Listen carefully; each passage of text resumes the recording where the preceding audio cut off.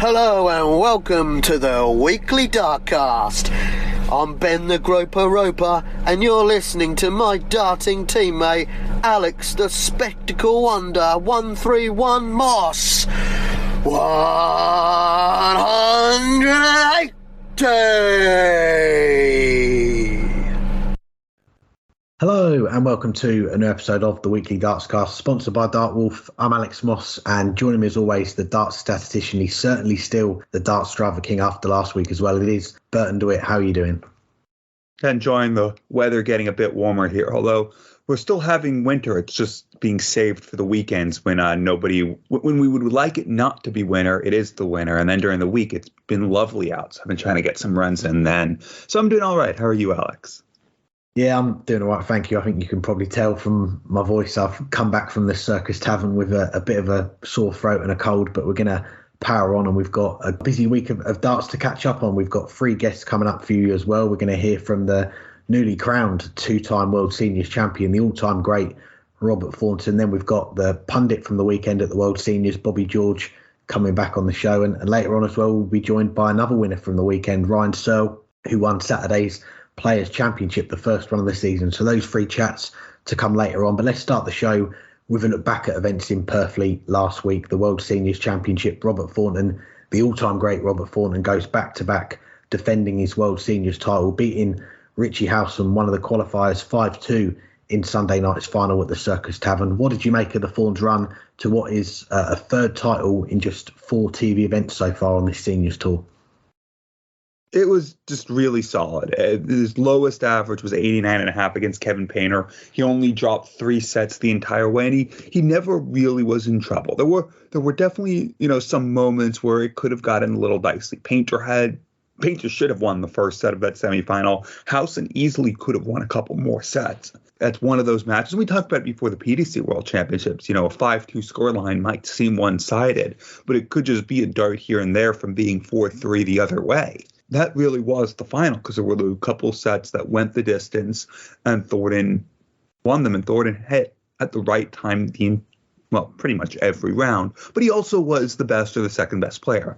The only person who could have rivaled him was Leonard Gates, and Leonard Gates was also phenomenal. He didn't drop a set until the quarterfinal. He dropped 1 to Daryl Fitton. He averaged 97 against Martin Adams. And a match that Adams came out playing pretty well, but Leonard Gates, once he had a chance at nearly giving away the first set, he was unplayable the last 2 sets. And he was nearly unplayable against Daryl Fitton. And it just seemed like he ran out of steam in the semifinal. But Robert Thornton was...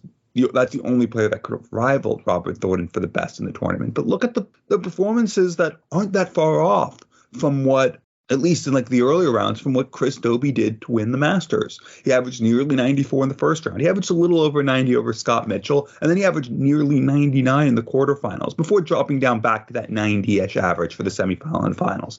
It was a really, really solid performance, and it shows that Robert Thornton can still play at the highest level. Yes, he didn't need to. He wasn't playing the likes of a Chris Dobie or any of the PDC tour card holders right now, but he was playing a lot of players who aren't that far off. Neil Tuff won the WDF World Championship last year. Scott Mitchell was on the tour last year. Richie Howson probably is good enough to be on the tour. He was my tip before the tournament started. He only won 3 events in the past few months on the senior tour and rightfully earned one of the spots for the Champion of Champions coming up in Blackpool in the senior tour.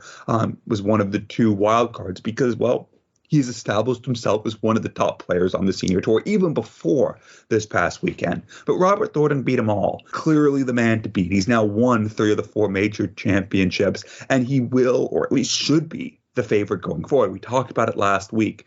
Was Phil Taylor deserving to be the favorite? And the answer is clearly no. Phil Taylor played okay, but there are unquestionably 5, 6, 7 players who will play as good or better than Phil Taylor in each of these tournaments. Robert Thornton being one of them. Leonard Gates, if he plays them, being another. Richie Howson being another. But Robert Thornton is the cream of the cream in the senior tour. He's still good enough to be a PDC professional if he wants to be. And maybe he will want to be again. He's younger than some of the players on the PDC tour. That wouldn't even be the oldest Scotsman. If Ross Montgomery loses his card, he might be the oldest Scotsman if he goes back next year. But right now, he wouldn't be the oldest Scotsman. And he certainly wouldn't be the worst. He'd be one of the best. He's the best on the senior tour. He's the deserving two-time champion. And if he decides to come back next year, he will almost certainly be the favorite to become a deserving three-time all-time great world senior champion.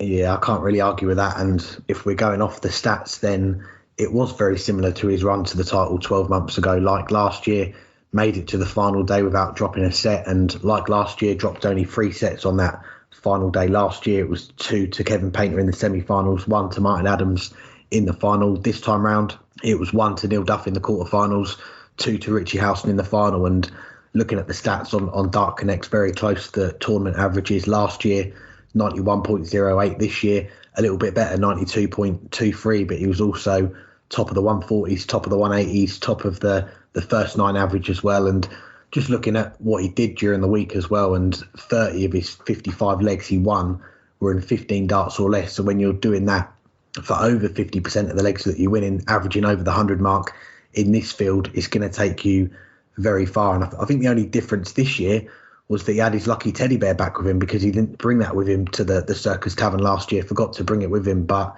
had that this year, and it brought him a bit more luck because he went all the way and won the title. And, you know, looking at the run that he had as well, getting past Roland Shelton in the first round, and he said that he felt some pressure going into the first round because he was the defending champion. But aside from a 1-3-1 finish from Roland in a very good leg, didn't offer too much back at him, won that one in straight sets. And then we were looking at a tougher route for Robert Thornton going forward. Scott Mitchell in the second round, a player that's just dropped off the tour, but he wins that 3-0, that the first 2 sets going 3-2, and then getting past the WDF world champion Neil Duff, who looks to be coming back into some form as well, getting past him 3-1 with that 98 average, which was his highest on TV since 2016. And the semi-final with Kevin Painter, who takes out those 2 big checkouts in the first leg, and we're thinking, the champion's in trouble here, he's got a problem on his hands. But Kevin Painter misses the set darts in the first set, and we see Robert Thornton go on to win it in a decider with a 13 darter. And you mentioned Chris Dobie as well, that the timing in the Masters, some big shots, some big legs at the right times to win that title. And we saw that here as well, because as much as we saw in the final Richie Howson have that brilliant 180-161 to take out 3-4-1 in 6 darts, and then Robert Thornton kick off that decider in the set with a 26, comes back with a well-timed 180, a 98 finish in 5 darts, and puts him 3-0 up. And credit to Richie Howson, because he was taking so many shots from Robert Thornton in that final, but he just kept coming back and got it back to 4-2. But Robert Thornton, decider of that 7th set, another 180, a 73 finish to get over the line. And as you say, we didn't see Robert Thornton at Q School last month. I know last year his plan was at some stage to go back and get back on the PDC tour, but winning these seniors events, that the money that's on the line, there's 4 of them this year on TV, and he's doing well in them.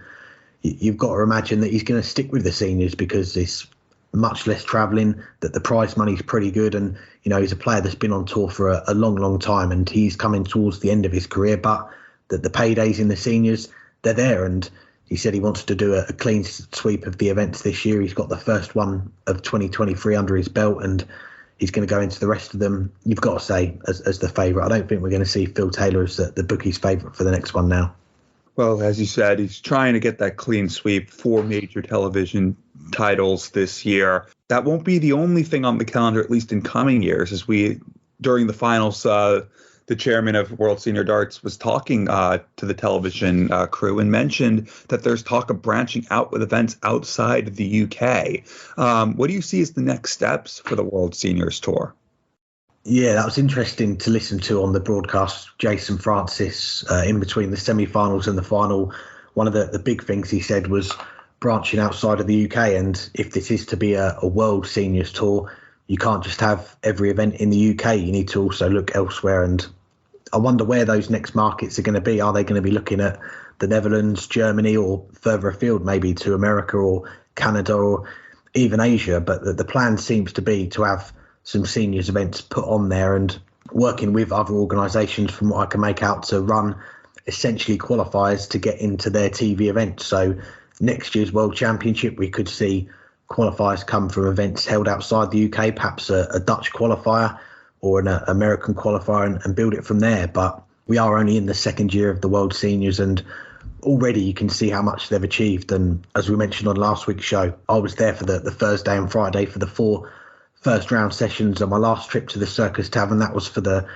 World Masters in 2019 under the BDO, an event which I really enjoyed covering. But from an organiser's point of view, it proved to be the last one. That the crowds were very poor. It was an event which at the time you feared for going forwards, even before what happened with the World Championships the year after. But looking at this event, I think the organisers, they are going to be pleased. And okay, the Thursday afternoon and evening, it wasn't a sellout, but you could see with each session going forward, there was more fans turning up. And on the Friday night, obviously, you've got Phil Taylor, Glenn Durrant.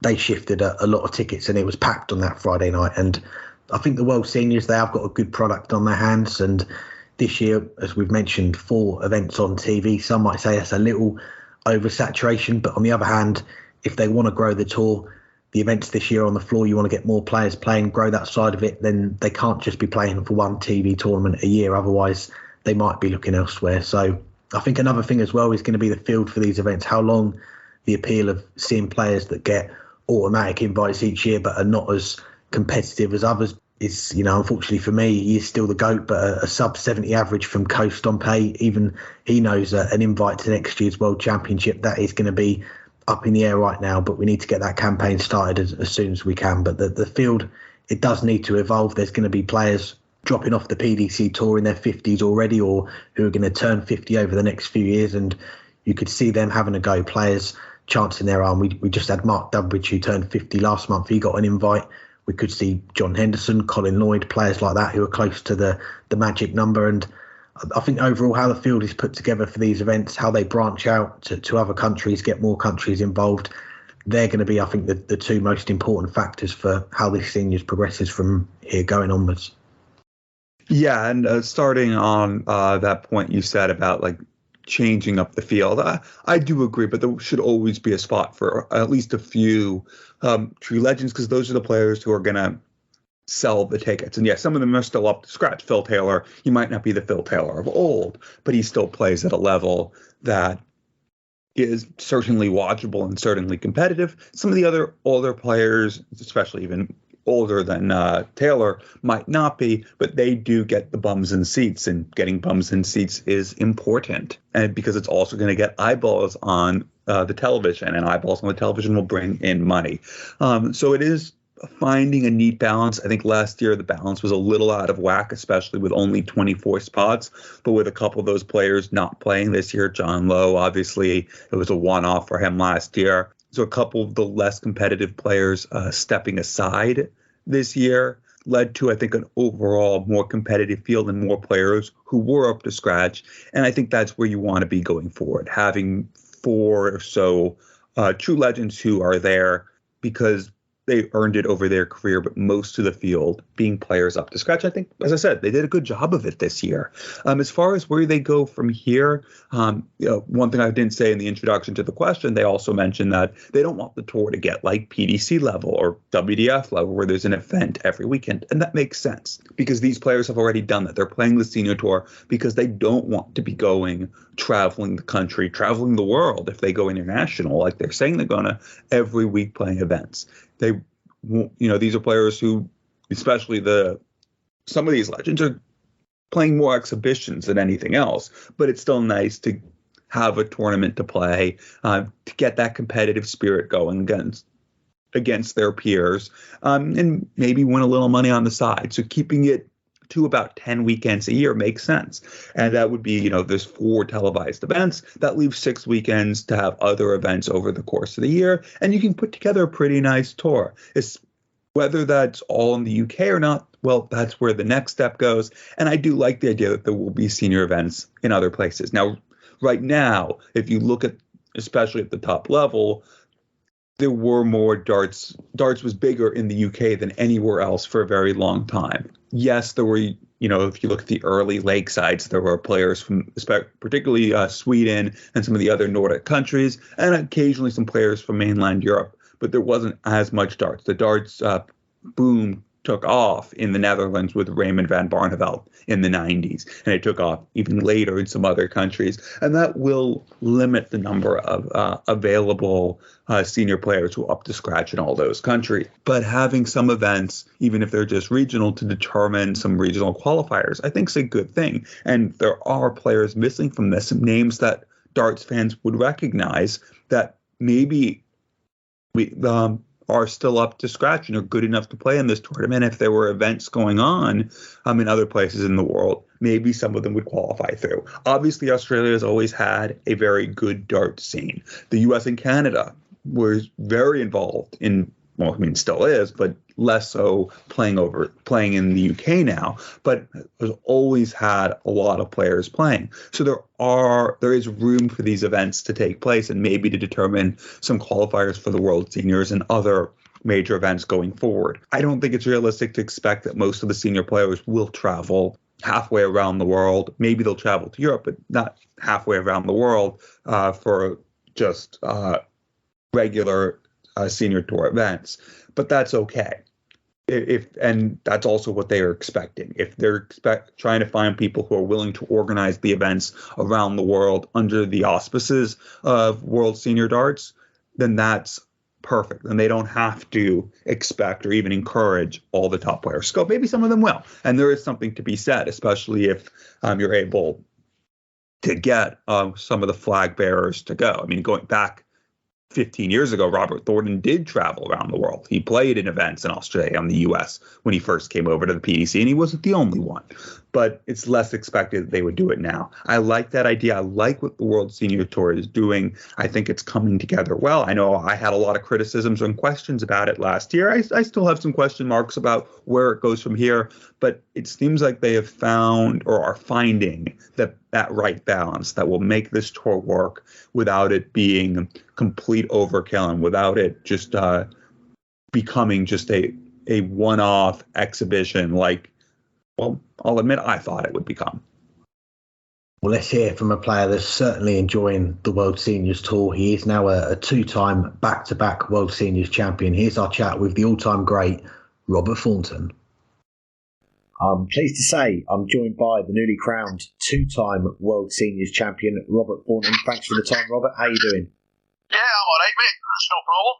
Great to have you back on, and we're talking only 3 days after you went all the way again at the Circus Tavern to retain the top title in the World Seniors. How have you spent the last few days celebrating the win? Believe it or not, I've actually just been, I got home on Monday and I've just been chilling out for a couple of days. My body's sore from head to toe.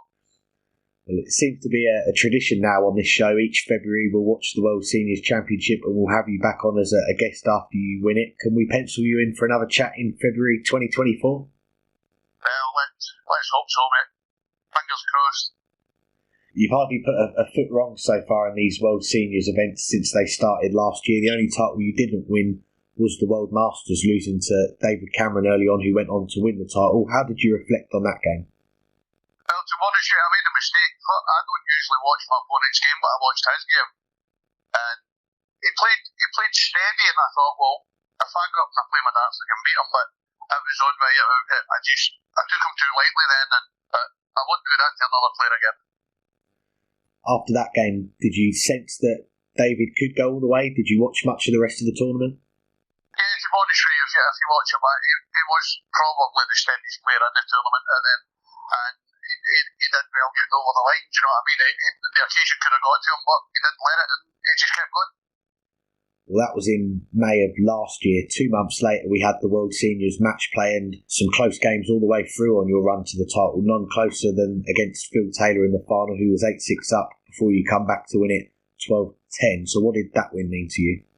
Yeah, I think before that, I was behind with Matt Adams and all, and I come back and won 4-5 legs in the dot. And I just, what I keep saying to myself is just keep your head down and keep going. Do you know what I mean? It's not finished until they say game, set and match. 2 out of 3 of the seniors title last year, and you almost picked up another title in the PDC. You got to a semi-final and a final on the Challenge Tour. They're tough weekends with 5 events. How pleased were you with those runs?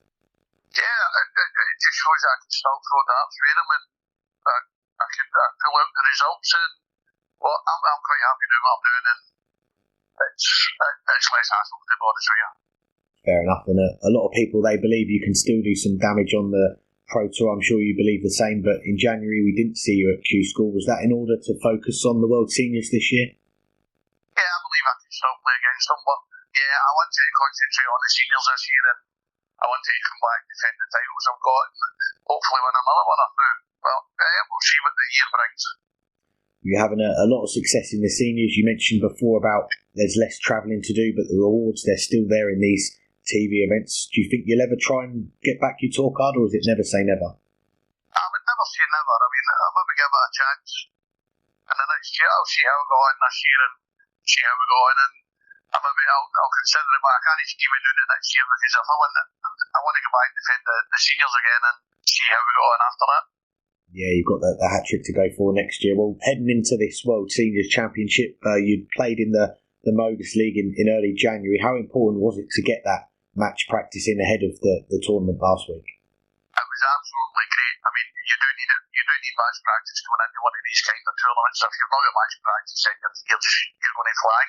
But the calibre of players it was up against and stuff like that, I mean, it was pushy. Yeah, so a lot of games in the Modus League for a week, and that was in Portsmouth. You had a week there. Did you manage to get any other match practice in after that? Did you play with any other players or local events, or was it just practice at home? No, it was just practice at home. I did an exhibition after it, but it was mainly practice at home.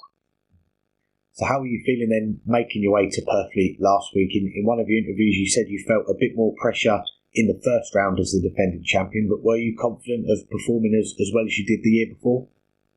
I'm always confident when I come to Dartboard. If you're not confident get up to Dartboard, don't go up and play.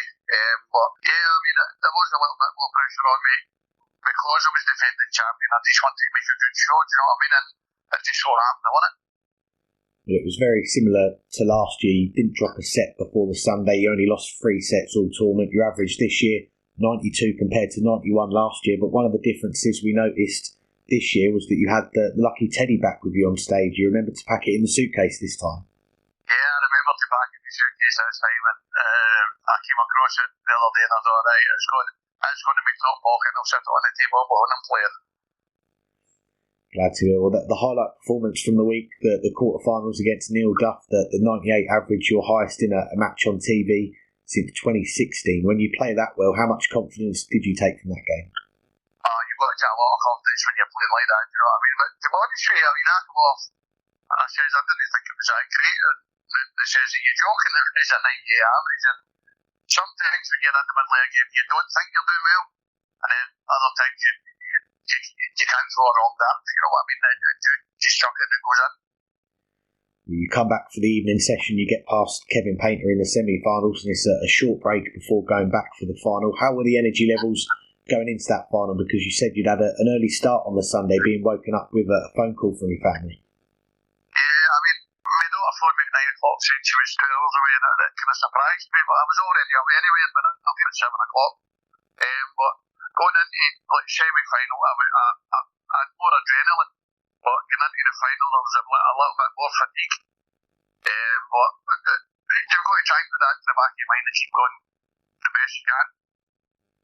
Yeah, your family, I think you said they left at 3 o'clock in the morning on Sunday to drive down and support you. You had your grandchildren on stage with you after the final to celebrate the win. How special was that moment for you? Oh, that was amazing. That tops amongst the top, that does. It was amazing to have them there, but it was even more amazing to have them on the stage. I mean, my oldest grandson, he doesn't do stuff like that. He comes straight on the stage, and I just thought it was absolutely brilliant. Good times, yes, and good pictures for the family photo album, I'm sure. And the final with Richie Howson, you raced into a 3-0 lead, and I felt the timing from you was a factor. Legs where you'd get back into it with a 180, then clean up the finish in the next visit. Do you feel like that, maybe the big stage experience you had, that made a difference? I think it could have been. I mean, Richie can play far better than that, so can I, but I think Richie somehow couldn't find the range a little bit, if you know what I mean. There was legs he could find it and other legs that he couldn't find it, but we all get like that. I mean, we have good legs and bad legs that you can't find the rhythm and you can't find the range, and I think it was just I knocked him down and I just try to keep my head, you know what I mean? I know it looks as though I beat myself up on the stage. I always do. I even do it if I had a 180. I mean, it keeps me focused, if you know what I mean. Yourself, you've been one of the success stories of the seniors. Richie Housener as well, we've got to mention him. He came through the qualifiers again to get in the field this year, and he won one of them. He kept going back and winning them. He's also got a spot in the Champion of Champions, which he's going to go up against you. So do you think him getting to the final, that's going to persuade other players, maybe over 50, to give the seniors tour a go? To be honest with you, I think you should. There's a lot more dart players out there over 50 that want to play darts, that are really good dart players, but they don't know how to go about it. Get online, have a look up the seniors, that'll tell you all the instructions where all the tournaments are, and just enter them. And one of the ones we could see make their seniors debut soon is your former World Cup partner, John Henderson. How much would you like to see him get on that stage again? I'd like to see him up there, yeah. As long as it's not against me, I'm okay. But I'm only joking, no. It would be good to see John up there, see how he gets on. He played well on the modest online stuff, and it's a good stepping stone. Well, like I said, your performances last week, very similar high standard to the previous year. The only foot wrong was the miscount, taking out the 72 instead of 92, but we think that John Park's 129 instead of 119 takes the miscount of the week. Did you see that one? No, I've actually missed that. I'll put that on YouTube shortly and have a look and have a laugh. Everybody else laughed at me, so I might as well have a laugh at him. But I thought the 25 was in. The 25 looked in. It was really, really close to the wire, but stuff happens, and you've just got to get up there and try and switch off. But I was too busy laughing to myself. Yeah, we saw that. We thought you might have thought it was a 25. Definitely give Johns a watch as well. And away from the seniors, I saw on Twitter, I think you're off to the Premier League in Glasgow this week. How much are you looking forward to that? Yeah, there's myself, my wife, my granddaughter, my boyfriend, and my oldest grandson. We're all going up to see how. Just up for a nice night, enjoy ourselves, and head back home. It's well deserved. And speaking of big arenas in Scotland, I was fortunate to see the Proclaimers on their tour a few times last year, including in Aberdeen. Did you manage to see Craig and Charlie on their return? No, I didn't know it. I was just too busy, but I'm not really a concert person. I'd rather sit in the house and listen to music than go to big crowded concerts and stuff like that. Fair enough. Well, just lastly, back to your darts to finish up, and next on the seniors is the Champion of Champions. You said on Sunday you want to try and do the clean sweep of these seniors events. So what's the plan for the next few weeks to get yourself ready for Blackpool once you've had a bit of a rest? I'll have a little bit of a rest, and I'll get back to the practice board. I've got an exhibition, and so hopefully I'll be prepared for it, and hopefully we'll win. Robert, it's a pleasure to chat. We appreciate you taking out the time. Congratulations on retaining the World Seniors title, and we wish you all the best for what else is to come this year as well. Thanks very much, mate. Nice talking to you. Thanks again to Robert for joining us. Now switching over to the PDC, and we saw the 2023 Pro Tour season get underway at the weekend. We had the first two Players' Championships of the year in Barnsley. Ryan Searle winning Saturday's event 8-4 against Jamie Hughes in the final, and on Sunday Danny Noppert picking up the title, an 8-3 win in the final against Simon Whitlock. But looking back at the Pro Tour weekend, along with those two who won the titles, who else caught the eye? Yeah, there's quite a few people who did. And we'll start with one of the beating finalists, Jamie Hughes. We talked a little bit about Jamie Hughes. We talked maybe a bit derisively after his horror of a first round at the World Championships. But we did talk a little bit about him the last couple of years, mentioning that he'd been battling injuries. And after winning in Prague in his first year on the Pro Tour, getting to the World Match Play as a result, getting to the World Grand Prix, and even though he didn't win another title after that, he still kept playing at a high level, and he moved into the top 32. He started battling injuries and really tumbled down the rankings and struggled to qualify for the World Championships even. But now that it seems like he's healthy, boy, is he back playing well. And he made a final on the first day. Along the way, he beat Joe Cullen, he beat Chris Dobie, the last two Masters champions. He beat the world number one Michael Smith, and he beat another player who I'll come to in a second along the route. And then he followed that up with a last 16. Just a really good start to the season. And okay, he didn't kick on Monday at the Euro Tour qualifiers. He didn't win through either of those. And that will be a disappointment because there's a lot of money to be made from those Euro Tours. But a final and a last 16, especially for a player who was only just getting to the World Championships a couple months ago, had one of the worst performances at the World Championships, will give him a lot of confidence and a boost heading into what is a critical year for him to make sure he stays on the tour and starts moving back up towards that top 32 again, because he is probably, when healthy, one of the 32 best players in the world. The question mark is he healthy? I'll also mention, though, one of those other players he beat, Callan Ritz, a pair of quarterfinals. We talked to Callan Ritz's manager near the end of last year, and he thought that maybe, that pressure of building off of what was a phenomenal 2021 may have gotten to Callan a little bit, and he didn't handle it as well as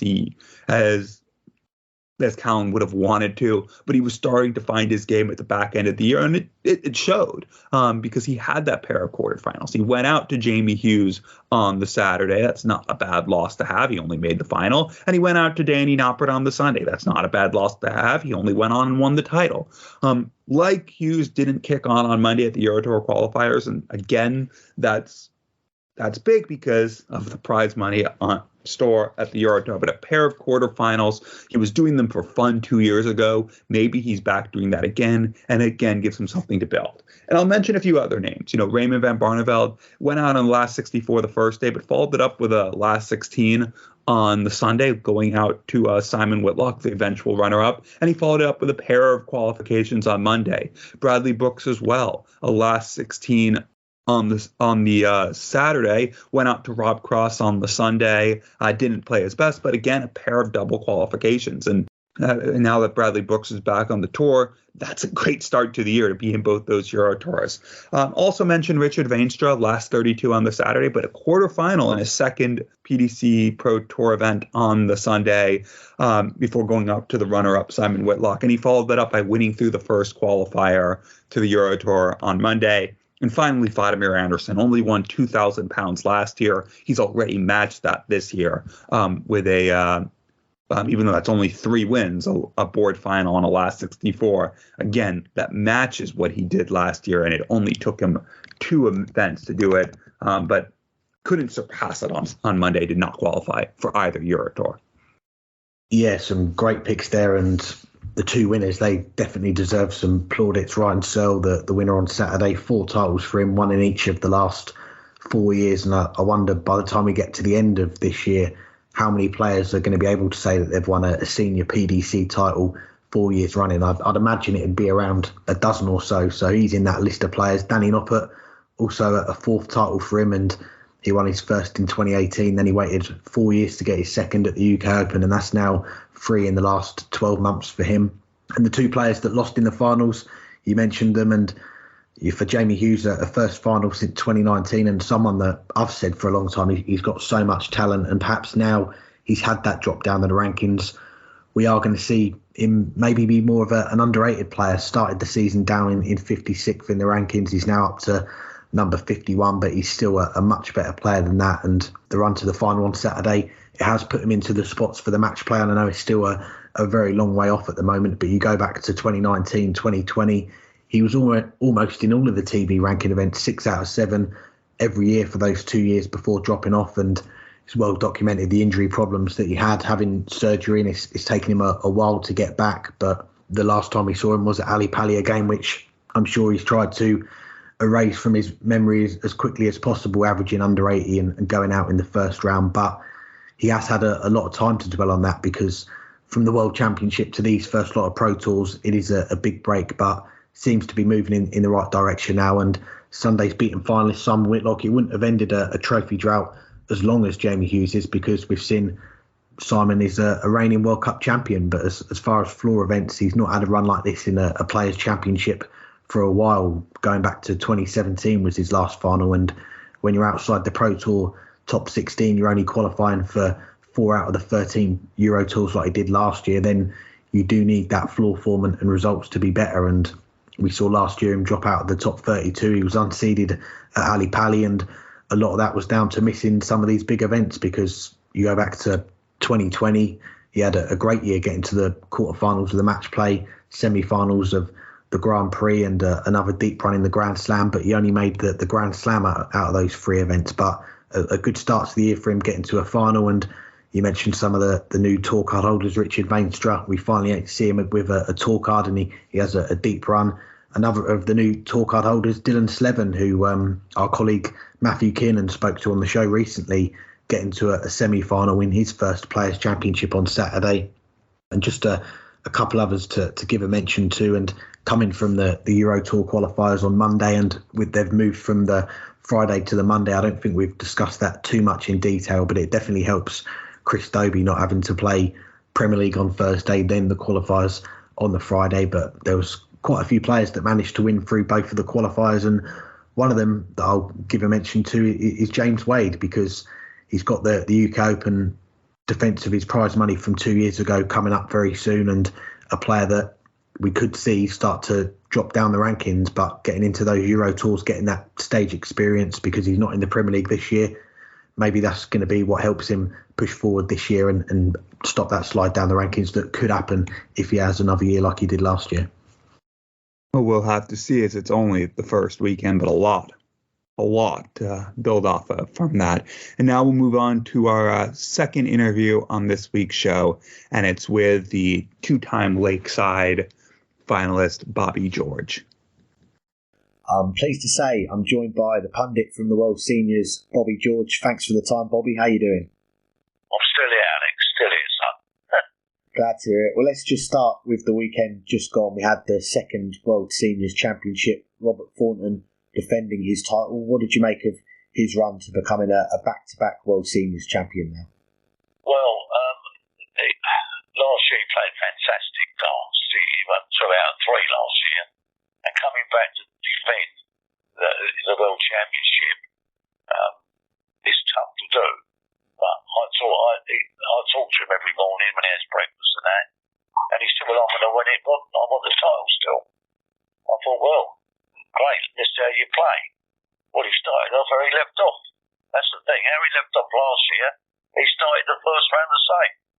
He was ton 80s, ton 40s, and finishing, gets onto the game. It's lovely to watch because he's fast. It's nice to watch a fast player. He doesn't even look at it. Gets me how he scores, so he don't look at it, he just throws them. It's amazing.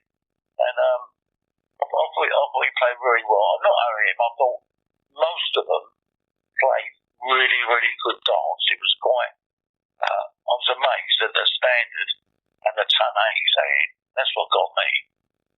Burton, he hit 9 ton 80s against Gates. I think Gates hit 4 against him. Kevin Painter hit 6, and I can't remember who he played now. He hit 6.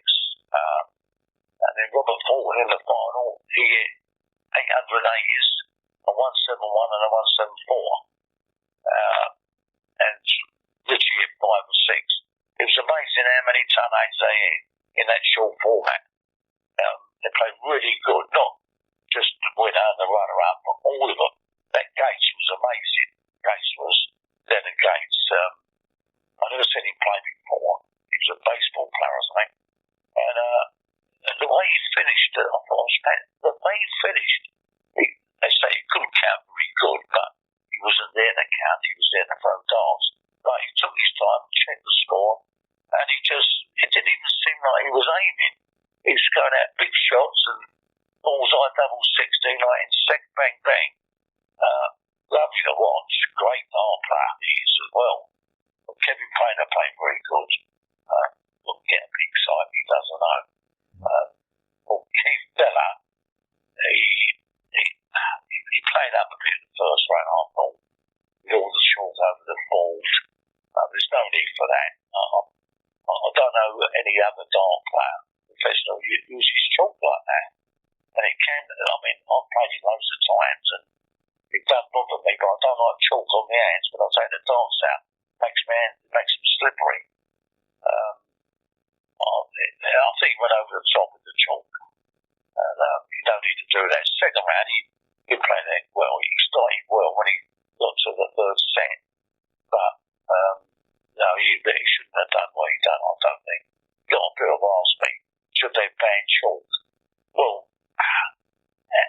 people use chalk, but the thing is, it's not a rule. You can't use chalk, but I think it's not fair to the player he's playing. So they might bring it in that you can't use that chalk. You can get other chalk that will do the same job, but won't go all over the dartboard. It looks like an old pub dartboard. It does, doesn't it? A dartboard, all chalk over it. The idea of it to watch television with a nice dartboard, nice and fresh. You can see the darts going in, but too much chalk yet. Like I say, Richie Howson played really good all the way through, especially when he played Taylor. Now, the problem with Taylor, a lot of people play the name, they don't play the board against him. But Richie Howson never looked at him, never looked at his score, put his head down, went up for it, and he beat Taylor up. Taylor didn't outweigh him. But he's a great player, Taylor. Obviously, he's one of them trials. He can still play good darts. And you never know when he's going to come out the Taylor of old. But at the moment, he's not the captain of the ship, I said on telly. He's a crew member. So they're not going to be frightened of him so much now. Can't argue with that. Well, let's rewind back to when we last had you on the show. It was back in May 2020, part of our Darts Legend series. Back then, darts was on hold, the world was on hold, but when everything started up again, including exhibitions, what was that first show back like after the break? Well, the thing is, I didn't practice much in the break. A lot of players didn't. The top players actually, because they were still competing with no audience. But walking up and down the dartboard, I'm getting too old for it, to be honest with you. I should have put a bit more effort in, because if you don't use it, you lose it. I didn't play too bad, but every dart player wants to play better than what he played. But at my age, I'm all right, but I played all right. I just I've got to put a bit more time in on the dartboard instead of working on my land and that. But I still enjoy the exhibitions. I love them. I mean, they're right there. But anyway, it gives me a break from working on the land. So, I'm all right. I don't just play darts. I do different programs and different things. So I'm always busy. We saw the birth of the World Seniors Tour since we last spoke to you as well, something which fans have been wanting for a while. For you, did you ever consider playing in the first one last year? Well, Jason Tay, he asked me 3 years ago he's going to do, he's going to think of doing it, and he said, would you play in it? And I said, no, I won't play. I'm not good enough to play in it. When I look at them play, I think they play really good. I don't know if I can play like them still, but if I put the hours in, obviously I would. But I said, no. He said, I knew you would say that. Anyway, you're doing the television, so I'm still involved, but I'm not competing. I play fun darts, not serious darts. Because I've got to sacrifice hours on the dartboard. At my age, I've done my bit, I think. I'm 77 now, getting on to 78. And it's not so easy walking up and down the dartboard for 3 or 4 hours if you want to play serious, So, I enjoy my darts. And I'm not going to, I don't travel as much as I used to, but I do enough, because I enjoy it. I love my job. What about the World Series and that? I think it's great for anyone over 50 that has been playing darts and probably has lost their tour card or not playing in the tournaments and then I'm not going to play no more. Well, they can now. They can go into the tournament and they get a gold card, a super gold ticket or something it's called, and they can play in that tournament. But they've got Super Series playing, and they're playing all. Well, you get it on the television. They're playing all day, and they're obviously the more you play, the better you get. And so when they play a tournament over, I think it's a month or 3 weeks, whatever it is, they get a few quid playing, but they play for 20 grand. The last 4 left, so they've got some sort of interest to go out and play darts, and it gives them an another chance to go in the tournaments and win something and win a title, which I think is a great idea, you know. It's a great idea because not just the men, the women can do it, and they're invited. They had, obviously, they had Canada in it, America in it, Ireland in it, but now they're going to start doing like all European people can play off and they represent their country because it's World Series, so you have obviously people from around the world, which is great. It's great for it's another starting life on the dartboard, I suppose. Yeah, I really enjoyed it anyway. I think it was great. They've done very well. Definitely, and you mentioned being a part of the broadcast, being back together with Ray Stubbs, and that's been one of my favourite parts of watching the seniors. So how much fun do you have that side of it being on the punditry again? Well, I enjoy myself. Raymond is very, very good at his job. I look at every dart thrown, every dart, every ton 80, all the different things that's happened, every game. So when I talk, I've watched the game, I know the players, but this year, like I said, I wouldn't say I'm a pick a player because the last four was equal, really. The only thing Gates had a higher average than everyone. But yeah, I enjoyed it, and it's fun to be a pundit. It's working me right again. It's two oldies together, that's the thing. It's like turning on the television. In fact, the music starts off like remember the Embassy World Championship music? They use that, and it reminds me straight away when you hear that noise of years ago on the darts. So it brings back memory for people watching. It's the audience were fantastic. I must mention that. The audience was packed, slammed out, but they were quiet every dart throwing until you hit a double. Before, when they're playing the game, you could hear a pin drop, and they had 1,200 people there or something like that. Amazing it was just like the old days. No noise, respect for the players. It was good. Yeah, good for the families to go. That's the thing. They had kids there, young kids there watching it. None of that booing and hissing and shouting. So it was very enjoyable. Definitely, yeah. I was at the Circus Tavern for the first 2 days last week, and I saw you joining in with the crowd at one point during the break, singing Sweet Caroline. Is that your go-to sing-along, or is there something else? Well, yeah, Sweet, I do, don't I? I've got about, I put my hands up with them, don't I? I don't know if you see me, but I enjoy that. It's a good song. Gets people going. I think the music, it helps towards the dance, the music, the walk-on music, and gets the crowd up and buzzing. Without the music, it'd be boring, I think. A bit boring.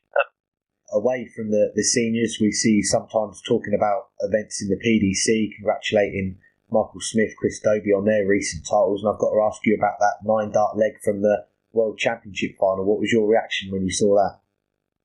Well, it was Michael Van Geuren and Smith, weren't it, playing each other.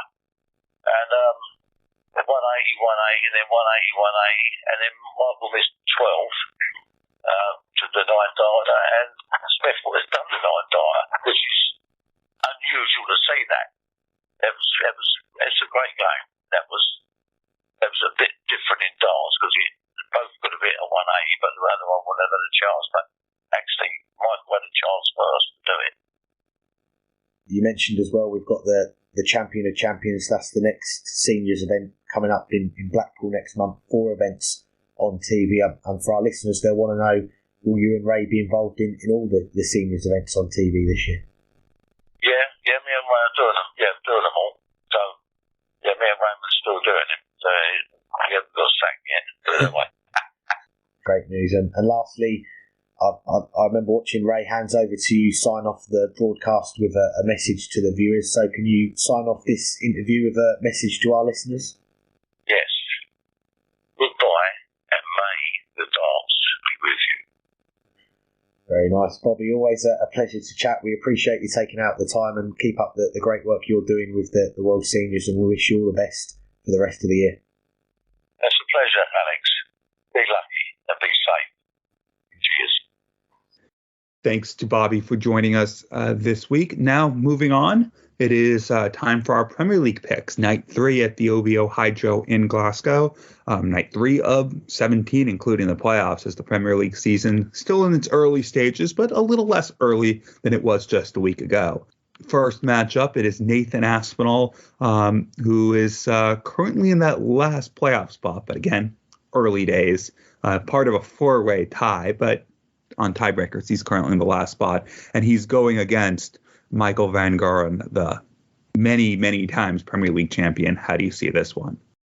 Well, before I get into my prediction, let's just first address the elephant in the room. And Burton, your predictions last week, 0 out of 4, and we were both 1 out of 4 on week 1, and I said we can't do much worse, so I'm not sure how you're going to do worse this week. But on the bright side, I was 3 out of 4 last week, but didn't get any correct scores, so I've only picked up 3 points. So the score between us still pretty close, 6-1 to me, and that could be overturned in these first 2 games, depending on our predictions and if we get them right or not. And first game, Nathan Aspinall, Michael Van Gogh in 4th versus 2nd in the table. Neither player had any deep runs in the Pro Tour at the weekend, but the Premier League, the first 2 weeks between them, they've each had a semi-final and a run to the final in opposite weeks, and one of them is going to lose in the quarterfinals for the first time here. There's no draws in the Premier League.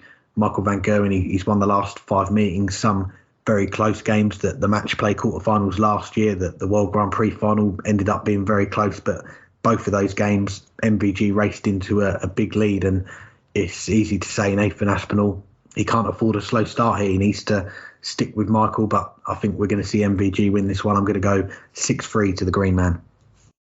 Yeah, and you didn't have to mention the elephant in the room. There's a reason. There's many reasons I didn't.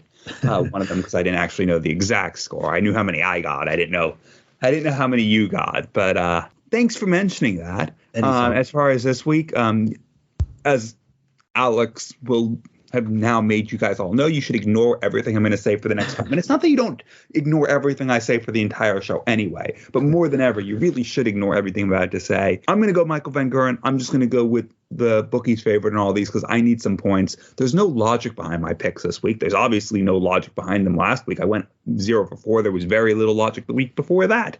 So I'll go Michael Van Gogh in 6-4 because it's the more likely result. And when you're on 1 point through 8 matches, sometimes you just want to start climbing a little bit clear of that relegation zone or back into the midst of it even. So I'll go 6-4 to the Green Man. Second quarterfinal in Glasgow, and it's a battle between 2 players. I don't know if people know they shared a house together during lockdown. It's Peter Wright against Dimitri van den Berg. How do you see this one going? Oh, they did? This one doesn't have a logical answer because both of them are playing well. Peter Wright might not have any points yet in the Premier League, but he played well. He also played well at the Masters. He played well on the World Series events. He's looking like he's the world number 2 again. But Dimitri van den Berg, he was another player we could have mentioned before the break when we went through other players who impressed us at the weekend, because he did have a pretty good weekend in Barnsley, and there were some matches where he was just unplayable. This is a tough one. Peter Wright, you can say he's going home to Scotland, but he's lived almost his entire life in the south of England, so I don't know how much this is going home for him, but he will have the hometown crowd behind him. I don't think that will bother Dimmy, but I think it might just be enough to get over the line. Granted, I said that last week about Johnny Clayton against Michael Smith, and I was wrong. I'll probably be wrong about it here. I'll go 6-5 to Peter Wright, so bet your life savings on Dimmy. Yeah, bet your life savings and bet everything else you've got, because I've got Peter Wright winning this one as well, and there is only one win between them so far in this Premier League. Dimitri winning the first game of the season against Johnny Clayton and losing in the first round last week. Peter Wright 0 for 2, 6-3 defeats, and his average is 103 and 97. It is a tough school, the Premier League, and as you mentioned at the weekend, Dimitri fared better than Peter Wright in the Players' Championships, a last 32 and a last 16, and he currently holds the Darryl Pilgrim position, top of the Players' Championship averages for the year. And I see this one being close, and it's an interesting point you make about the Scottish crowd. And usually with the Premier League, you've got Gary Anderson in there, and he will have a lot of the home support for those Premier League nights. But we've not got Gary Anderson this year. Peter Wright is the only Scotsman here. I think he's going to get a lot more support this year because of that. So I think he's going to win this one. I've got it going a little bit more one-sided. I'm going to go 6-4 to Peter Wright. Third matchup, it's the man who started the World Championships as the world number 1 and ended it as the world number 4, going against the man who started the World Championships as the world number 4 and ended it as the world number 1. Maybe one of them will end today, number 4 in the Premier League, or Thursday, number 4 in the Premier League. Neither are currently there. Maybe one of them will end at number 1. It's Gerwyn Price against Michael Smith. How do you see this one? This should be a good one, and the only game I saw last week from the Premier League was the tail end of the final, and I thought it would be a better contest than Scott Mitchell against Peter Manley in the seniors. So we left the Circus Tavern early, and this was on in the sports bar. The guy on security looked at a spitting image of Keith Chegwin, if you're interested in that as well. But it was nice to see Gerwyn Price get that homecoming, the warm reception from the Cardiff crowd, which he seemed to embrace, going all the way, winning last week's night in Cardiff. And this week we're in Glasgow, and you expect the crowd not to be as friendly with Gerwyn Price. He skipped the Pro Tours at the weekend. Michael Smith, he had a last 16 and a quarter final, but he was fairly up and down the second day. 93 average to a 104 to a 91 in his quarter final against Brendan Dolan, an 84. But I expect him to bring a good game here, and I think we're going to see the world number 1 come out on top. I'm going to go 6-4 to Michael Smith. I'll go the other way. Make a difference in here. I think, I'm not sure what I think about Gezi skipping so many Pro Tours recently, because he's now his spot in the Euro Tours going forward are going to be under question. And that's where, he really made his market. Now that he's down to world number 4, that's not where he wants to be. He wants to be world number 1. And obviously the biggest thing in that is the World Championships. But making sure he stays in the top 16 of the Pro Tour Order of Merit so that he gets to the Euro Tours, so that he gets the advantage of being one of the top seeded players at the Players' Championship events, I think is key for him. I don't know how I feel, especially early on in the year, already skipping Pro Tour weekends. I don't know how I feel about that for him. It'll probably mean he's well rested. He hadn't played in a week going into last week, and he came away with the title. He hasn't played in a week this time. And I think with Michael Smith having played the weekend, I'm going to go for that well-rested Gerwyn Price to just get the better of him, 6-5. But again, if I'm Gezi, I'm reconsidering skipping as many Pro Tour weekends as he did last year, and looks like he might be this year. Obviously, he can skip some, but maybe start the year off fresh and make sure that you bring that Pro Tour ranking back up first. Final quarter-final in Glasgow, and at the start of the night, it will be top against bottom. We've got Chris Dobey against Johnny Clayton. How do you see this one going? Yeah, it's an interesting one because Johnny Clayton is one of the 2 players on 0 points so far. But again, he averaged over 100 in one of those matches. He did not look all that good on night 2 in front of his home crowd against Michael Smith, but he did look good against Imi. Chris Dobey, obviously he won the title on his first night, and he pushed the eventual champion to a deciding leg on the second night. Right now, it looks like Chris Dobey is playing that little bit better, but I think Johnny Clayton feels like he has something to prove, and he knows he has the game to prove it, and I think he's going to start that proving on night 3 in Glasgow. So I'm going the Ferret to win it. I'll go 6-4. Oh, that was the score I'm going to have. I'm going to mix it up there. I'll be different just so we have someone get some points in this last game. And it is a new situation here for Johnny Clayton and the Premier League. Last year, the new format got to a final in week 1, won the next, and that put him top of the table. And he didn't drop lower than 3rd for the rest of the whole season, ended up finishing 9 points clear at the top. 2 weeks in here, and he is bottom on goal differential from Peter Wright. And it's only 2 weeks in, but he'll want to get off the mark as soon as possible. And if my earlier prediction of Peter Wright to win his game happens, then he will go into this game as the only player without a point to his name. And going off of Darts Oracle as well, these two have not actually played each other since August 2021, which I found quite surprising, but they're going to be playing each other quite often over the next few months. I was going to back Johnny Clayton to win this one 6-4, but as I said, I'm going to mix it up. So I'm going to go with Chris Dobey to continue his good start and to win it 6-4 is going to be my prediction. And when we're recording this, I haven't checked, but I'm assuming we've still got some of you left in the competition for our last man standing, a Premier League player shirt of your choice for the winner. And by the time this show is out, we'll have updated it. So do go and check our website, weeklydartscast.com, see if you're still in. And if you are, retweet our pin tweet, reply hashtag last man standing, the player you're picking to win their quarterfinal on Thursday. And remember, you can't choose the same player twice. If you've had Chris Dobey and Gerwyn Price the last 2 weeks, you've got to go elsewhere for your pick this week. And entries close at 7 o'clock Thursday. Best of luck, and we'll be back with a couple of listener questions to finish the show. But let's get to our final guest on this week's show, another winner from the weekend, the winner of Saturday's Players' Championship. Here's our chat with Ryan Searle. I'm pleased to say I'm joined by the winner of Players' Championship 1 on Saturday, Ryan Searle. Thanks for the time, Ryan. How are you doing? I'm good, thanks. Thanks for having me.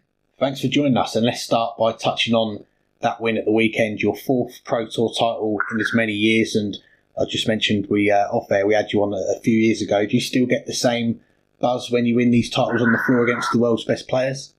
I do, yeah, and obviously with the form not being too great over the last few months, it was nice to get back in the winners' circle. Mentioned off air, I was listening back earlier to the last time we had you on the show. It was just after you won your first title, February 2020, and you said to Burton, my co-host, it was still sinking in. You're in the top 16 now, established there. Do you feel like you're almost expected to be winning these titles each year now? Yeah, I mean, I've only ever won one a season so far, so I'd like to try and win more than one this season. Obviously, winning one so early makes it a tiny bit easier as the season goes on. So, yeah, if I could pick up another one or two, that'd be great. Yeah, a good start. And I guess the only thing missing on Saturday was getting back to the hotel room and seeing Matthew Edgar leaving you some roses and chocolates on the bed. So how did you mark this win? Was it just a bit of some rest before playing again on the Sunday? To be fair, it's the first of my partner Sophie's ever been to a Pro Tour in the 6 years, and lucky enough I went on one. So it was getting on, it was like nearly 7 o'clock and we were getting a bit hungry, so we ended up ordering a KFC in the end. We didn't bother going out, and that was about as far as celebrations went, to be fair.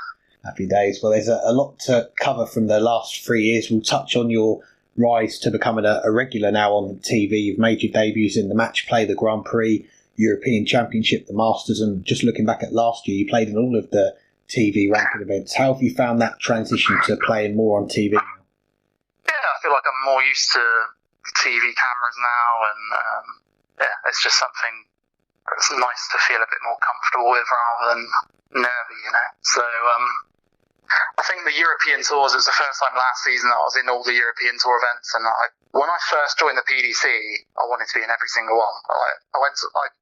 I qualified for the first European tour event that I entered, and I remember I lost to Paul Nicholson and stayed for the weekend and just sat in the crowd, and I was thinking, I'd love to be in all of them down the line, and no, I hated it last season. All that travelling just got on top of me in the end, and it was more of a chore than enjoying the darts. So I'm trying to change that mindset around now for this season, so I can stay seeded for all of them. Then I'll probably pick and choose the ones I go to, because I know now which ones are a bit of a nightmare to get to, and you just manage the schedule better, really. Yeah, I found it interesting. You mentioned on your interview on Saturday that you didn't enjoy the Euro Tours last season. So how much of a jump was that for you from going from 1 or 2 Euro Tours a year to then being in all 13 in 1 year? And I'm guessing that the time away from the family as well. Yeah, I mean, like, you can be away 4 weekends on a trot in, 4 different places in Europe. And, it's not easy. You travel there, you don't play well, and then come home and you're off to the next airport and you turn up, and it can get on top of you, and I did let it get on top of me, really. So like I say, I'm going to make a few changes this season and try and pick up my results. Yeah, you said about a change in mindset this year. What are the things that you're looking to change? Are you maybe going to skip some of those Euro Tour events where possible, so you're not playing in all of them? Yeah, like I say, I'll try and skip a couple of Euro Tour events.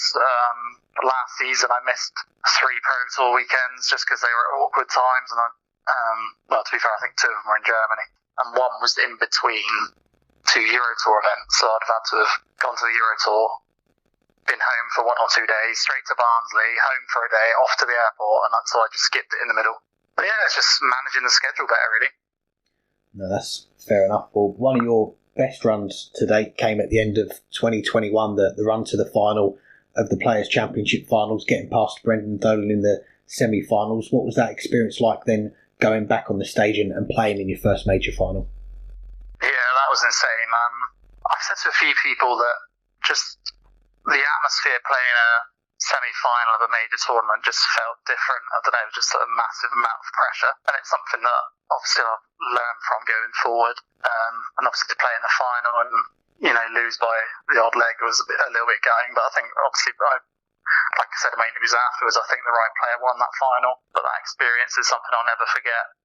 I get people that I speak to now, they say, I was at Minor when you played in the final, and they've never known an atmosphere like that when they would chant my name, and that's something I'll never forget.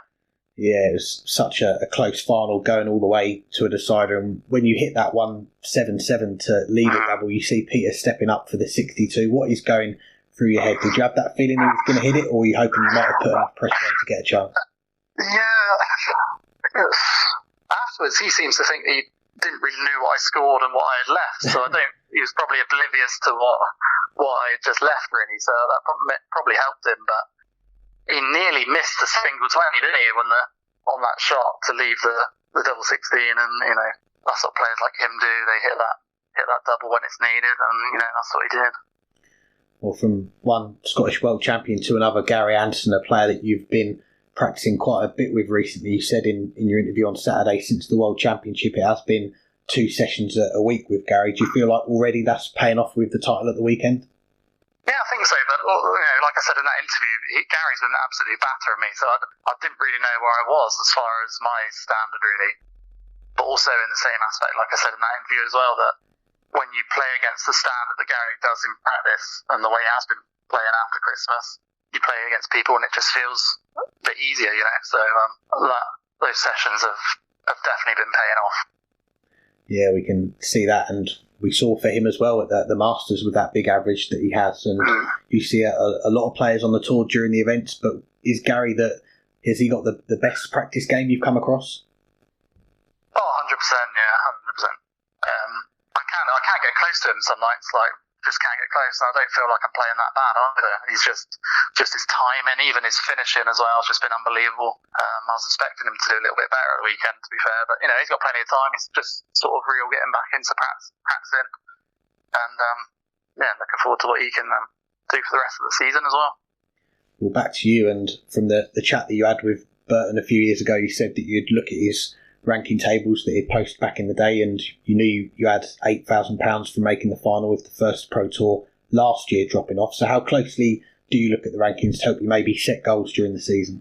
Yeah, I only really looked at that because I'd seen that I was going to be dropping out of the seedings for the Eurotour events, and I was sort of thinking, I'd like to stay there, even though I've didn't really enjoy it last season, but I'd rather be in a position where I was still seeded and I can pick and choose rather than having to go to the qualifiers. So yeah, other than that, I don't really look. My partner looks probably more than I do, to be fair. We'll finish up in a moment on that win at the weekend, but I just wanted to touch on the back end of last year, and many people that we spoke to, they regarded it as the match of the year between you and Dirk van Duijvenbode in the Players' Championship final. You had that 103 average, you had the record 112 and pips you 10-9 at the post. Are you able to take much from games like that when they don't go your way, or was it a reminder that you weren't far away? I had a little bit of an outburst on social media straight after the game, sort of in the heat of the moment, saying I bottled it and, blah, blah, blah. But, being 7-3 up at the break, I thought I was just going to cruise that game, really. When he averages 120 for the last, 9 or 10 legs, whatever it is, I took out 2 121 finishes for 12 darters, and I had to hit him, otherwise he was going to win the leg, because every time on my throw he was down on, 81, 86 after 9. Pressure was on me all the time, and he said to me afterwards, that's the best he's ever played, and I was thinking, thanks for that, because he did the same to me at the match play as well, where he was 8-all, and he went out in 11 and 12 to win the match there as well, to win 10-8, so it was nice to get a little bit of revenge, but try and do it on a bigger stage at some point. Yeah, you got one back on him at the weekend, and the last year ended with the World Championship, the game with Jose de Sousa 3-0 up in sets before he fought back. I mean, when there is such a long break between events from the Worlds to the Masters, do you give yourself a bit more time to reflect on games like that, or do you still try and move on quickly? The de Sousa game, I was 3-0 up, but I feel like I was 3-0 up, we were both playing bad, and I don't know, I was lucky to be 3-0 up, and I just continued to play bad and lost 4-3, so it's just one of them. I heard couple of my friends saying I was getting a lot of stick on social media, people saying I absolutely balled it and blah, blah, blah. But, if I was averaging 100 plus and, absolutely smashed him, and then I, dropped off and averaged, 75 or something, I could, understand that, but I think I was just equally bad the whole way through the game, so, it's just one of those, take it on the chin, move forward. And with the Masters, obviously 5-2 up against Jizzy and lose.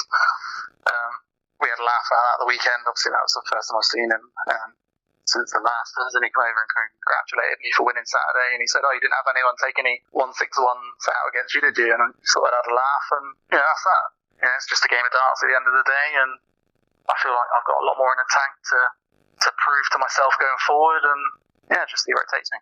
Yeah, well, you definitely bounced back at the weekend with that title, beating Luke Humphries, Dirk, who we mentioned, Johnny Clayton in consecutive games. Then in the final, the 1-5-2 finish, winning 6 legs in a row on the way to beating Jamie Hughes, and you called it your B game. But how satisfying is it to win a title without hitting your top gear? Yeah, it's great. I mean, obviously, like I said in that interview as well, that my B game in the past was, I'll be out first game, so I feel like I've got that grit and determination where even if I'm not playing my absolute best, that it's still a standard that can compete with people, so yeah, it's great. And obviously winning the final was the cherry on top, really. I didn't even realise it was 100 average in the end. Didn't feel that good, but yeah, that was a surprise. But yeah, it's always nice to win a title. And just lastly, before we let you go off the hockey, I used to love watching the lives that Matthew Edgar did with you two in the hotel rooms, you there as his roommate, and the one time you said about the possibility of seeing Rey Mysterio when the wrestling was nearby. I won't repeat your exact words on air, but did you I can't say I've watched them, no, but I can't remember who it was. One of my friends was saying the other day about it was good when we done the live in Germany when Duzza came and joined us as well, and we had the 3 of us on there. That was a good laugh, that was. And I do miss those days with Edgar and Aaron Beanie as well. We used to have a good laugh on tour. Always used to dance together as well, but times move on, and it's just the way it is. Good times. Well, the good times carried on for you at the weekend with that title. Congratulations on the title, Ryan, and we wish you all the best for the rest of the year as well. Cheers, mate. Thank you very much. Thanks again to Ryan for joining us, and we'll finish up the show with the mailbag. We've got 2 questions from our listeners. The first of them comes from Elliot, who says, who do you think will be the next 3 to 5 players to debut in the Premier League? Oh, it's an interesting question. And I was thinking about how to answer it, but there are some deep cuts we could take from some of the new tour card holders that we don't know much about. And certainly a case can be made for Pascal Ruprecht because no one knew anything about him. He almost didn't enter Q School. He ended up entering at the last minute, winning a tour card and playing okay in the first weekend. So obviously he has a lot to develop into. But is he going to be one of the next 3 to 5? That doesn't seem likely. I don't think he's at that level, anywhere near the level that Josh Rock was last year. But he's one of those players, down the line to look out for because I think he has a heap of potential and possibility. But he's probably not one of the next 3 to 5 players because those next 3 to 5 will probably be in the next 2 to 3 years. And I mean, sure, he could be, but who knows? I'm going towards players more higher up the ranking because they are the ones who are knocking on the door for next year. And if not next year, the year after that. Obviously have to start with 2 of the players who win the conversation for this most recent year, seriously in the conversation. But were left out. Luke Humphries, who seemed to play himself out at the back end of the year. And at the beginning of this year as well, the World Series events and the Masters, played himself out, won 4 Euro Tours last year, is up to number 5 in the world. I think if he does what he did last year, he'll probably get in next year. Not necessarily. Maybe he does need to make another major final or win a major to really get over the line. But he is right there. Dirk van Dijvenbode made a major final last year, made a major final a couple years ago behind closed doors in the World Grand Prix during lockdown. But he's also a player that just keeps getting better. I think he's one of those who that major championship is coming. I think it's coming this year. And once he gets that major championship secured, I think he will be selected because he's an entertaining player to watch. Damon Hedda, he was in the conversation early in the year, but another one of those players didn't have the back end of the year that he needed. Still seems to be a little bit off his best game, but I think he'll find his best game again. He did win the World Cup, and maybe he's still hung over from winning the World Cup, but maybe as well he'll do like what Johnny Clayton did and turn that World Cup into a really good following year. There's still all those televised events to go. He has the game. He has the belief. I think he'll have that breakthrough at some point, whether it's this year or next year, and he'll get in there. The man we just heard from, Ryan Searle, he was in the conversation more a couple of years ago after making the final, the Players' Championship finals. Didn't have the consistency last year. Still too early to tell if he has the consistency this year. That's the one thing that's always been missing from his game. But maybe he'll have enough really good days and really good weeks that even with the consistency missing, he'll get that major title that he needs to break through. And finally, Josh Rock, the obvious answer for players who might be ranked a little lower. He was still in that conversation last year. And if he won a couple more matches at the Worlds, he might have been in already. He's a superstar. I'm not even saying he already is a superstar. He's getting that televised experience. He very well could be in next year because he very well could be in the top 10 at the end of this year because deep runs in majors are coming. And that's not just in a major, it's majors. He is a superstar. And I'll just say one more person. Don't think he'll ever actually make it, but looked brilliant on Saturday and did win through one of the Eurotour qualifiers, averaged well north of 100. For some of the match was averaging 107, 108 against the world number 2, Peter Wright, and that is Steve Beaton. Still never been in the Premier League, but maybe playing better than ever as he continues to defy age and defy everyone's predictions of his demise. Don't actually think he's getting to the Premier League ever, but if he keeps averaging in well north of 100 and beating Peter Wright, well, then maybe, just maybe, 2024 is his year.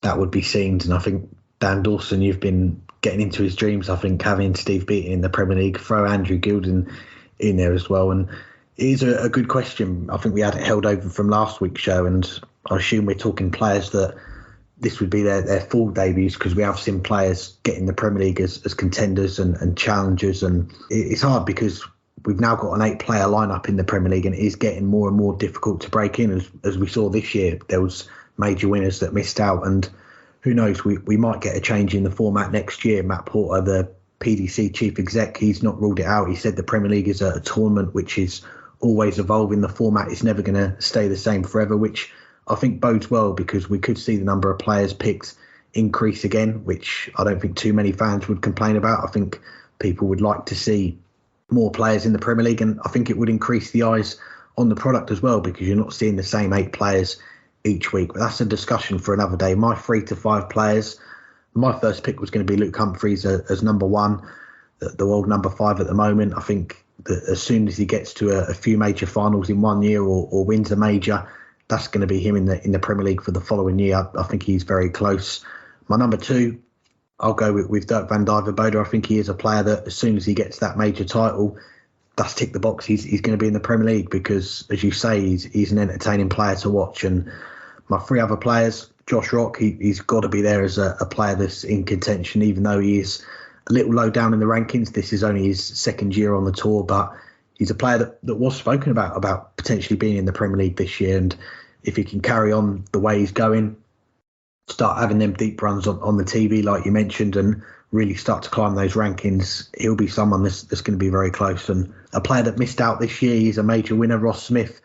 Again, an entertaining player to watch. That game with Dirk van Dijvenbode, the record amount of 180s those two put together for that one. And Ross himself said after he missed out in the Premier League, he's the best 180 hitter in the game. Well, if you keep that going, keep winning majors, you're not going to be far away. So I think Ross Smith is going to be in my list. And number 5, I'll go for more of an outside pick for this one. And again, someone that people said was in the Premier League after his run to the semi-finals at the World Championship. Didn't quite pan out that way. But Gabriel Clemens, if he can kick on this year, maybe have another deep run at Ali Pali like he did last year, get into the Final Four, he's someone that could maybe get in there. And he's shown what he can do. That the German market, we've seen the viewing figures there drawing as well.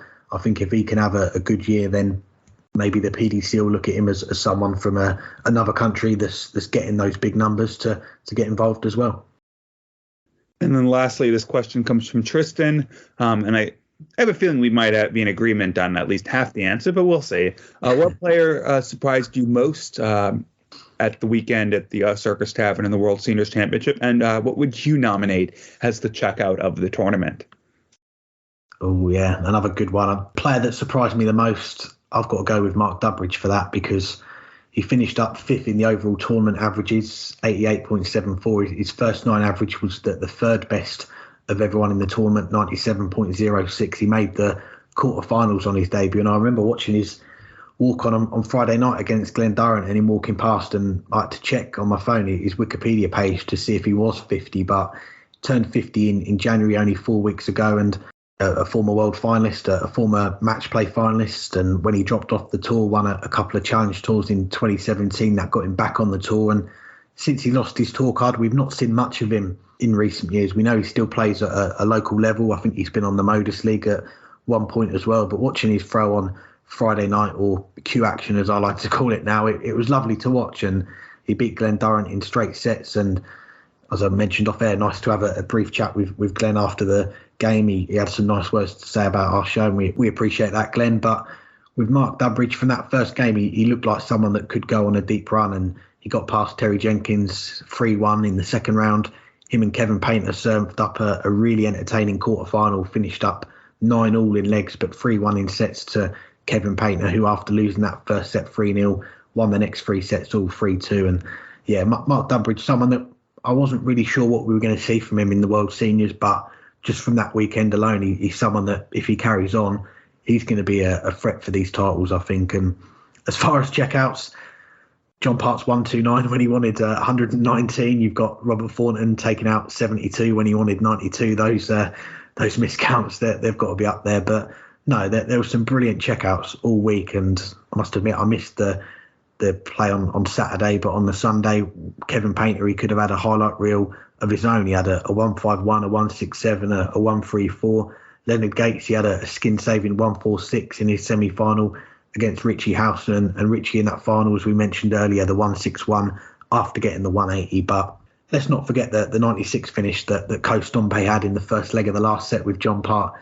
in the first round. When that went in, I was starting to believe we might see the crane, but then John Part went and won the next 3 legs after that. But I think one of the main takeaways from this year's seniors is just the number of big checkouts that we saw during the event. We had Peter Manley with a 161, Les Wallace a 142, Roland Shelton the 131, and Keith Deller a 101 at a crucial time in that first round game against Mike Huntley. Locked at 4 legs all in the deciding set. We'd just seen Mike miss a few darts to hold for 5-4, and the 101, Keith gets it to break for 5-4, then holds to avoid that tie break. That's got to be up there, but plenty of big checkouts, and I think that's the thing that I'm going to remember the most from this year's World Seniors.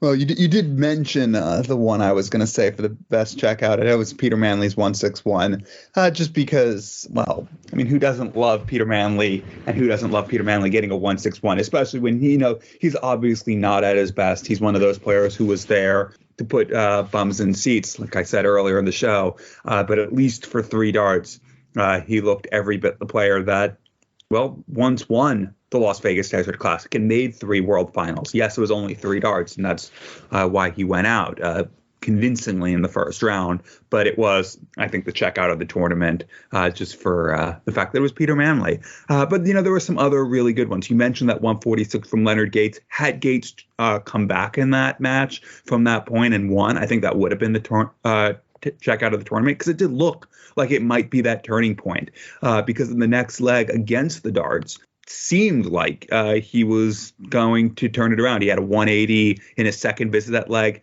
and I think his mistake was he went for the 1-2-4 to level the set when Richie Howson was back just under 300 at that point, and then he proceeded to miss 7 more darts at double, and that was what was his undoing in that match. His finishing throughout the tournament was really good, but in that semifinal, that was his undoing, and going for that bull on the 1-2-4. The next leg was the difference. But had he won that leg, and then assuming he had held to force the deciding set, anything would have been possible. And had he won that match, I think that 146 would have been the checkout of the tournament, especially if he went on to win the title. But Gates had some other really good checkouts. You mentioned a slew of ton-plus finishes. You didn't mention his ton-plus finishes to complete the first set comeback against Martin Adams in the second round. The 101 with Adams waiting on 32 after 12 darts. The 107 in the next leg in the deciding leg of the set with Martin Adams waiting on tops. Those were two really, really key checkouts to complete 15-yarders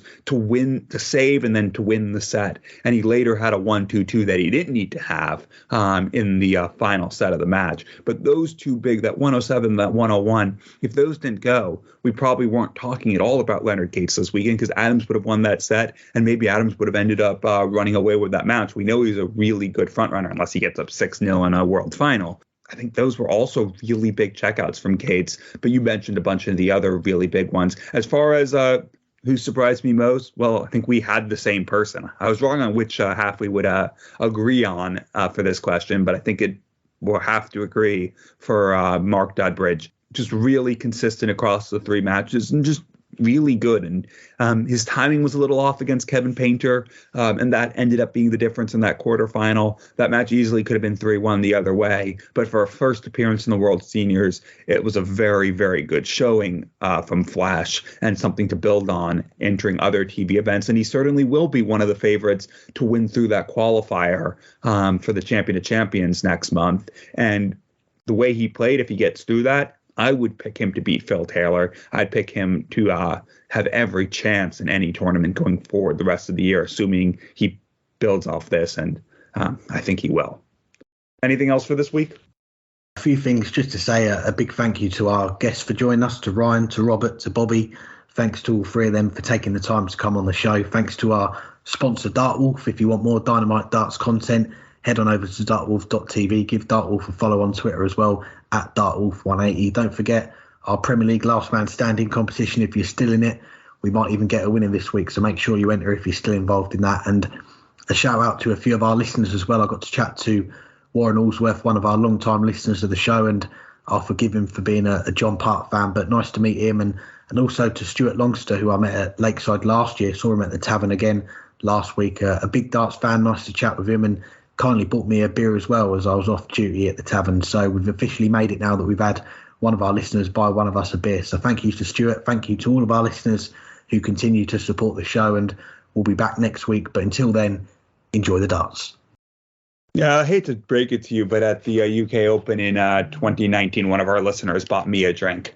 I'm glad you finally, 4 years later, got some of the love, almost 4 years, but 47 months later, got some of the love I've already received.